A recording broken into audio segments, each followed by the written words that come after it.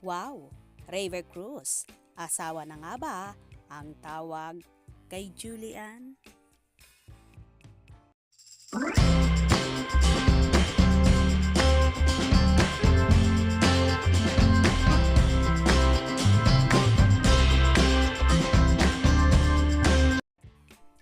Diretsahan na tinanong si Raver Cruz sa media ko ng bago niyang GMA Afternoon Prime, ang asawa ng asawa ko, kung asawa na raw ba ang tawag niya sa girlfriend na si Julian San Jose. Natatawang sinagot ito ni Raver dahil parang ine-expect na raw niya ang tanong. Anya, actually, nakakatawa kasi.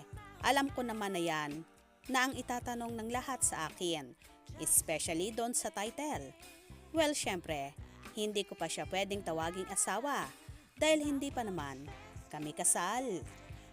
At kung itatanong niyo po kung kailan ako magpapakasal, mas gugustuhin ko naman po na ma-surprise si Julian. Baka mas una niyo pa pong malaman. Kailangang caught off guard siya. Gusto ko, ako ang pipili ng tamang oras. Gusto ko na ma-surprise siya. Natawang sabi niya. Tahasa namang sinasabi ni Raver na iba na talaga ang level ng relasyon meron silang dalawa. Ibang level, sobrang secure, sobrang happy, and kitang-kita naman kung gaano ko siya kamahal in God's perfect time.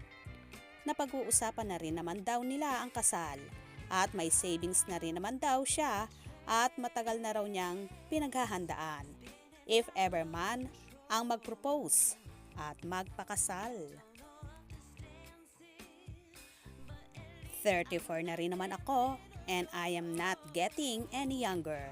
And for me, si Julian na talaga ang gusto kong makasama habang buhay. Anyway, magpapilot ang asawa ng asawa ko sa January 15, 9:35 p.m. sa GMA7. Sa unang pagkakataon, magkakatambal sila ni Jasmine Curtis Smith. Parehong mabibigat ang karakter at mga eksena nila sa serye. Pero ayon kay Raver, naging komportable raw sila agad. Siguro kaya nagka-rapport agad. Maganda ang samahan ng lahat. Kahit first time naming nagkasama sa project, sina Joem Bascon, Martin Del Rosario.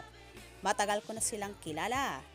Kasama rin sa cast sina Lisel Lopez, Gina Alahar, Ina Fileo. Ito ay sa direksyon ni Lores Guillen.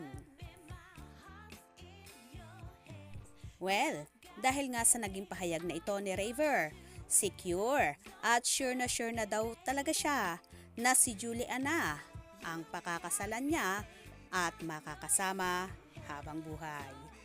Kaya naman tumutok at wag na wag pahuhuli sa mga maiinit na kaganapan.